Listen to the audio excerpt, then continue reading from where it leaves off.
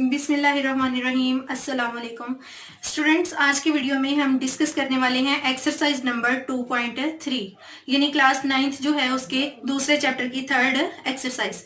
तो students, exercise को start करने से पहले रेडिकल्स की डेफिनेशन जो है उसको समझना जरूरी है, बल्कि जो nth रूट है हम उसको देखते हैं कि क्या होता है। ठीक है, nth रूट, nth रूट। देखिए स्टूडेंट्स, आपके पास n जो है ये कोई पॉजिटिव इंटीजर है। ठीक है, कोई भी पॉजिटिव इंटीजर, और इसको, ये जो n जो है पॉजिटिव इंटीजर है और 1 से बड़ा है। ठीक है, 2, 3, 4 अप टू सो ऑन। इस 1 से बड़ा कोई भी पॉजिटिव इंटीजर आप ले सकते हो। उसके बाद x जो है ये एक रियल नंबर है, x रियल नंबर है, और a जो है ये भी आपके पास रियल नंबर है, रियल नंबर। अब अगर स्टूडेंट्स ऐसा हो कि आप x की पावर लो n और आपके पास क्या आ जाए, a, x की पावर n लेने से अगर a आ जाए तो आप कहोगे कि a का nth रूट x है। ठीक है ना, x रूट है, x जो है ये है रूट है किसका, a का। और कौन सा, nth रूट। जैसे देखिए एग्जांपल से देखिए, आपके पास 2 की पावर 5 जो है ये होता है 32। ठीक है ना, तो आप कहोगे कि 32 का 5th रूट 2 होता है। nth है ना, यहाँ पे n था तो हमने nth कहा, यहाँ पे 5 है तो हम कहेंगे 5th। यहाँ पे अगर 4 हो तो आपको पता है 16 आता है, सॉरी 4 हो तो 16 आएगा। तो आप कहोगे कि 16 जो है, 16 का 4th रूट 2 होगा। समझ आ गई आप लोगों को बात की। n जो है ये पॉजिटिव इंटीजर होना चाहिए, देख लीजिए पॉजिटिव इंटीजर है 4। ठीक है ना, यानी नेगेटिव नहीं होना चाहिए और 1 से बड़ा होना चाहिए, और ये दोनों रियल नंबर्स हों। ठीक है, तो आप क्या कहोगे कि 16 जो है इसका 4th रूट 2 है। समझ आ रही है आपको बात की। अब इसको आपने सिंबल की फॉर्म में आपने कैसे लिखना है, सिंबॉलिकली आप लिखोगे 16 का 4th रूट है ना, तो ये रूट का साइन है। ठीक है ना, ये वाला सिंबल है, ये इसको हम बोलते हैं अंडर रूट। ठीक है ना, रूट, ये रूट को शो करेगा। अब यहाँ पे जो वैल्यू लिखी होगी उतनवा रूट होगा। यहाँ पे 4 है ना तो 4th रूट, यहाँ पे 3 है तो क्यूब रूट, यहाँ पे 7 है तो 7th रूट, और यहाँ पे अगर स्टूडेंट्स कुछ भी ना हो, ठीक है ना, यहाँ पे अगर कुछ भी ना हो तो आप कहोगे स्क्वायर रूट है, यानी जब यहाँ पे कुछ नहीं होता तो यहाँ पे 2 होता है। ये आपने बात याद रखनी है। ठीक है, और इसको लिखते कैसे हैं स्टूडेंट्स हम सिंबॉलिकली, ये है ना। ठीक है, इसको आप जब रेडिकल की फॉर्म में कन्वर्ट करोगे तो आप लिखोगे a का nth रूट है, यानी a का nth रूट जो है वो x के इक्वल है। समझ आ गई। यहाँ पे देखिए स्क्वायर रूट था तो हमने 2 लिखा ना, यहाँ पे क्योंकि nth रूट है तो हमने यहाँ पे क्या लिख दिया, n। होपफुली आपको समझ आई होगी। अब 2 इंपॉर्टेंट बातों का आपको बताने लगी हूँ। ये जो स्क्वायर रूट सॉरी कह रही हूँ, रूट के अंदर जो नंबर होता है, ठीक है ना, इस सिंबल के अंदर जो नंबर होगा ना, इसको आपने कहना है रेडिकेंड। ठीक है ना, इसको स्टूडेंट्स हम बोलते हैं रेडिकेंड। और ये जो नंबर है बाहर, ठीक है ना, यहाँ पे जो एक्सपोनेंट होगा इसको आप कहोगे रेडिकल। रेडिकल का एक्सपोनेंट बोलोगे, बल्कि एक्सपोनेंट ऑफ रेडिकल। और ये जो सारा सिंबल है इसको आपने क्या कहना है, रेडिकल। ठीक है, जो सिंबल है उसको आप रेडिकल बोलोगे, जो अंदर वैल्यू होगी उसको आपने कहना है रेडिकेंड, और ये जो पावर यहाँ पे होगी इसको हम कहते हैं एक्सपोनेंट ऑफ रेडिकल। तो स्टूडेंट्स, आपको होपफुली रेडिकल का पता चल गया होगा। ठीक है, आपको nth रूट जो है उसकी भी समझ आ गई होगी। अब हम चलते हैं एक्सरसाइज पे।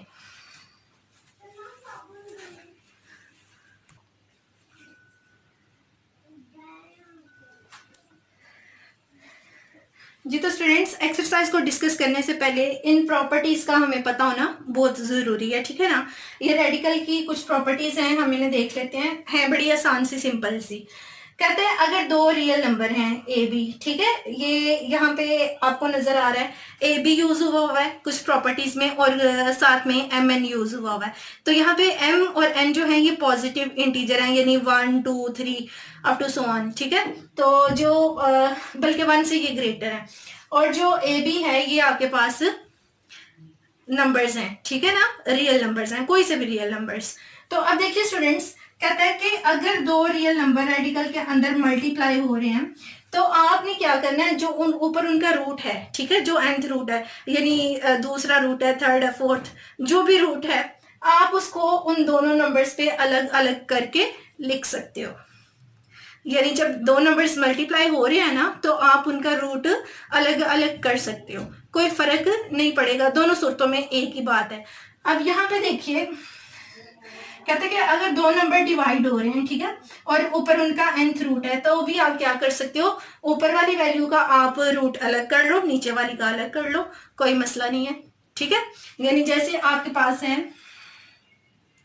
इसकी भी मैं आपको एग्जांपल देती हूँ, ठीक है। जैसे आपके पास हो दो रियल नंबर हैं, जैसे हैं 16 और 2, ठीक है, ये डॉट मल्टीप्लीकेशन का सिंबल है, इनका क्यूब रूट है, तो आप लिख सकते हो cube root of 16 into cube root of 2, यानी कि आपने इन दोनों वैल्यूज का क्यूब रूट अलग अलग कर लिया। इसी तरह से आप इनका जब डिवाइड हो रहे हो फिर भी आप उनका रूट अलग अलग कर सकते हो, लेकिन अगर वैल्यूज के दरमियान प्लस और माइनस का साइन हो तो आप उनका रूट जो है वो अलग अलग नहीं कर सकते। ये आपने बात याद रखनी है। अब यहाँ पे देखिए स्टूडेंट्स, इस प्रॉपर्टी की भी आपको समझ आ गई।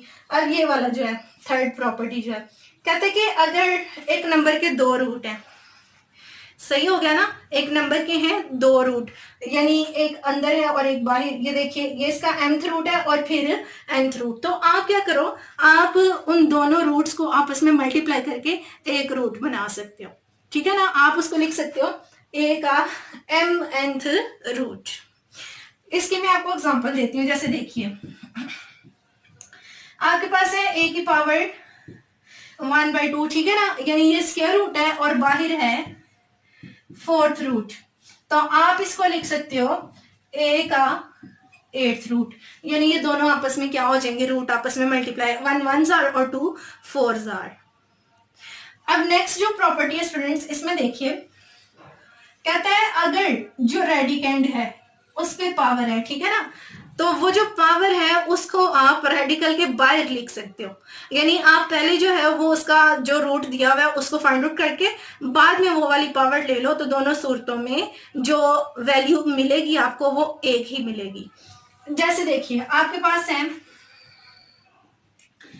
एक्स स्क्वायर का क्यूब रूट है आपके पास, ठीक है ना, एक्स स्क्वायर का क्यूब रूट। तो आप इसको ऐसे भी लिख सकते हो, एक्स का क्यूब रूट और फिर उसका स्क्वायर।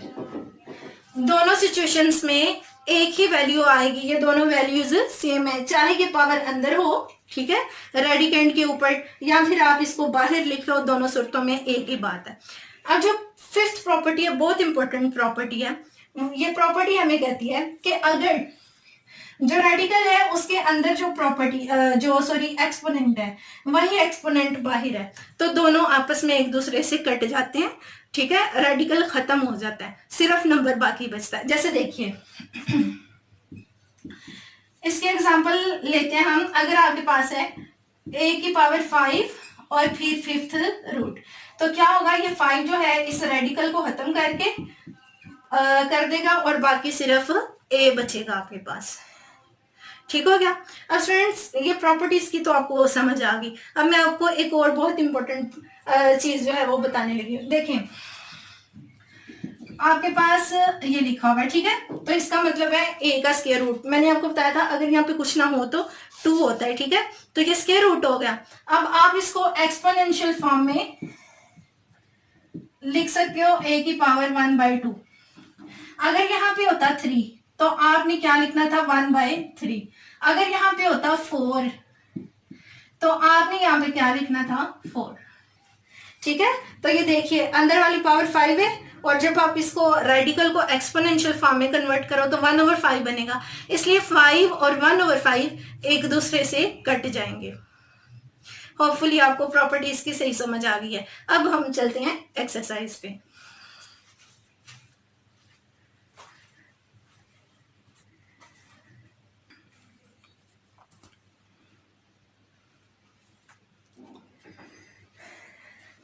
जी तो स्टूडेंट्स, एक्सरसाइज नंबर 2.3 का जो पहला क्वेश्चन है, इस क्वेश्चन में उसने आपको कुछ वैल्यूज दी हुई हैं और कहा कि जो रेडिकल फॉर्म में वैल्यूज हैं उनको एक्सपोनेंशियल फॉर्म में लिख दो, जो एक्सपोनेंशियल में है उनको रेडिकल फॉर्म में लिख दो। तो आपने क्या करना है, बहुत आसान तरीका, ठीक है।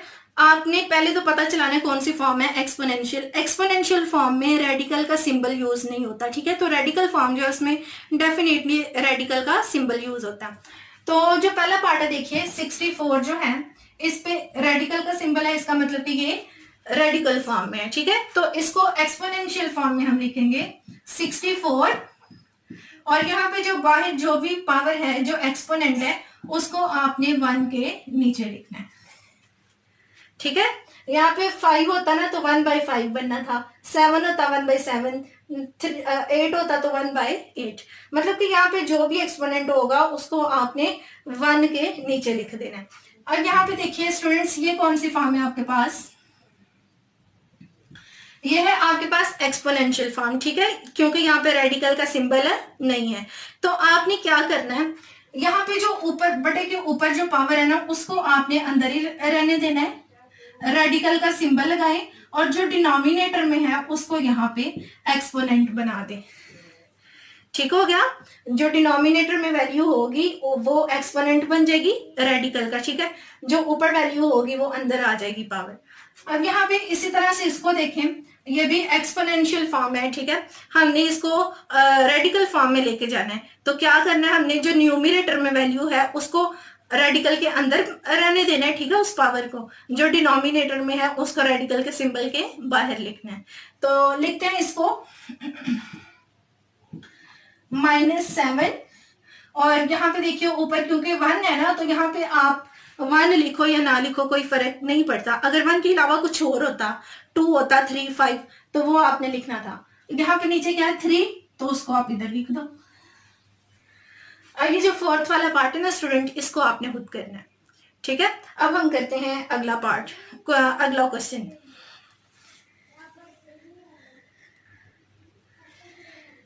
जी तो स्टूडेंट्स, क्वेश्चन नंबर 2 जो है इसमें उसने आपको स्टेटमेंट्स दी हुई है, ये है ये, ठीक है, 4 पार्ट्स हैं। कहता बताओ कि ये स्टेटमेंट्स ट्रू हैं या फॉल्स, मतलब ये 2 साइड्स है ना, आपने बताना ये दोनों इक्वल हैं। ये देखिए ये 5 का है 5th रूट, ये 5 का स्क्वायर रूट है, आपको पता है यहाँ पे कुछ ना हो तो 2 होता है ना, तो ये स्क्वायर रूट हो गया, तो दोनों इक्वल है नहीं है, इट्स मीन के ये स्टेटमेंट है फॉल्स। अब यहाँ पे देखिए, या तो हम इस फॉर्म को इस फॉर्म में कन्वर्ट कर लेते हैं, या फिर हम इसे इस फॉर्म में कन्वर्ट कर लेते हैं, ठीक है, दोनों में से काम करते हैं। तो आपको पता है इसको हम किस तरह से लिख सकते हैं, 2 की पावर 2 अंदर, ठीक है, आपको पता है न्यूमरेटर वाली पावर अंदर रखनी है आपने, और डिनोमिनेटर वाली को इधर ले आए। तो स्टूडेंट्स ये आपके पास बन जाएगा 2 का स्क्वायर 4 और फिर उसका क्यूब रूट, यानी यही वाली वैल्यू बन गई। इट्स मीन कि ये दोनों इक्वल है, तो ये ट्रू होगी, ठीक है। दूसरी स्टेटमेंट हमारे पास ट्रू है। अब हम थर्ड वाली को देखते हैं। ये है 49 का स्क्वायर रूट और ये है 7 का स्क्वायर रूट। तो 49 का स्क्वायर रूट और 7 का स्क्वायर रूट एक दूसरे के इक्वल नहीं हो सकते, ठीक है ना। 2 डिफरेंट वैल्यूज के जो स्क्वायर रूट्स हैं वो आपस में इक्वल नहीं हो सकते, तो ये स्टेटमेंट फिर रॉन्ग हो जाएगी। आप इसको ऐसे भी देख सकते हो, ये देखें 49 का स्क्वायर रूट 7 होता है, तो 7 और 7 का स्क्वायर रूट दोनों इक्वल तो नहीं होंगे ना। एक नंबर और उसका जो स्क्वायर रूट होता है वो कभी भी एक दूसरे के इक्वल नहीं होते। अब इसको देखें, तो हम क्या करते हैं, इसको जो है वो सिंप्लीफाई करके इस फॉर्म में लेके आते हैं, देखते हैं कि दोनों सेम आते हैं। तो स्टूडेंट्स ये जो एक्सपोनेंशियल फॉर्म रेडिकल फॉर्म है ना, हम इसको एक्सपोनेंशियल फॉर्म में लेके जाते हैं। तो एक्सपोनेंशियल फॉर्म में हम लिखेंगे x की पावर 27 और ये जो 3 है इसको हम 1/3 लिखेंगे। आपको पता ना, यानी जब रेडिकल का सिंबल खत्म करना है तो जो यहाँ पे एक्सपोनेंट ऑफ रेडिकल होता है इसको 1 के नीचे लिखते हैं। अब यहाँ पे देखिए इसकी कटिंग हुई, 3 1s are 3 9s are, यानी ये वैल्यू आपके पास बनी है x की पावर 9, ये है x की पावर 3, तो दोनों वैल्यूज एक दूसरे के इक्वल नहीं है। इट्स मीन कि ये स्टेटमेंट भी फॉल्स होगी। तो ये था क्वेश्चन नंबर 2। अब हम क्वेश्चन नंबर 3 सॉल्व करते हैं।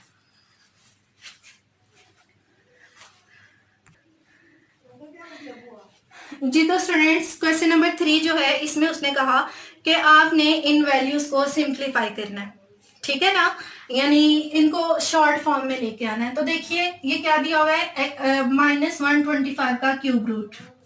अब ये जो -125 है इसको स्टूडेंट्स आपको पता है हम लिख सकते हैं 125 को 5 का क्यूब लिख सकते हैं, यानी 5 को आप 3 टाइम मल्टीप्लाई करो आपस में तो 125 आता है, ठीक है। तो देखिए स्टूडेंट्स ये जो 3 है इसने क्यूब रूट ऑफ 3 को कट कर दिया, तो आपके पास वैल्यू क्या आ गई -5। ये यहाँ पे हमने प्रॉपर्टी ऑफ रेडिकल यूज की है। आपने देखा था हमने जो प्रॉपर्टीज ऊपर डिस्कस की हैं, अगर अंदर और बाहर सेम वैल्यू हो तो दोनों एक दूसरे से कट जाती हैं, ठीक है ना, रेडिकल खत्म हो जाता है, तो -5 आ गया। अब इसी तरह से इसको हम देखते हैं स्टूडेंट्स, तो ये आपके पास बनेगा 32 जो है ना, इसको आप लिख सकते हो 2 की पावर 4 मल्टीप्लाई बाय 2, ठीक है। तो ये देखिए आपको पता है कि दो वैल्यूज हैं, ठीक है, दोनों का रेडिकल हम अलग कर सकते हैं क्योंकि मल्टीप्लाई हो रहे हैं, ठीक है। तो अलग अलग कर देते हैं स्टूडेंट्स, 2 की पावर 4 का 4th और 4th रूट, और यहाँ पे 2 का भी 4th रूट। जी तो स्टूडेंट्स यहाँ पे देखिए फिर इसी पार्ट वाला काम होगा, ठीक है, जो अंदर पावर है वही बाहर, एक्सपोनेंट सेम है ना, तो ये इससे कट जाएगा और यहाँ पे आ जाएगा 2, और ये क्योंकि नहीं कट सकता तो ये इसी तरह से आ जाएगा। ये मल्टीप्लाई का साइन अगर आप ना लगाओ तो भी ठीक होगा। जी तो स्टूडेंट्स जो थर्ड पार्ट है इसमें भी देखें दो वैल्यूज डिवाइड हो रही हैं, तो हम इसी तरह से इनका जो एक्सपोनेंट है वो अलग अलग कर लेंगे, ऊपर वाली वैल्यू का अलग और नीचे वाली का अलग, फिर उसको सिंप्लीफाई कर लेंगे हम। तो देखिए हम इसको लिखेंगे 3 जो है इसका 5th रूट और जो 32 है इसका 5th रूट, ठीक है। तो 3 का 5th रूट तो ऐसे ही रहेगा क्योंकि इसको हम सिंप्लीफाई नहीं कर सकते।